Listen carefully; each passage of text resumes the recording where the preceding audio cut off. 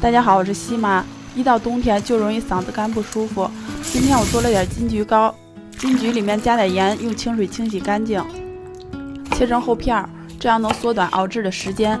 装到一个大碗里，加入200克冰糖，搅拌腌制20分钟，腌到金桔微微出水，倒进不粘锅里，用中小火炒。不一会儿，金桔的汁就熬出来了。期间用铲子偶尔的翻动一下。等到汤汁变少，要勤翻动，避免糊锅。熬到没有汤汁，金桔表面变得粘稠就可以了。晾凉后装到密封罐里，泡水喝或者直接吃都很管用。酸酸甜甜的，一点苦涩的味道都没有。你也试试吧，我们下期见，拜拜。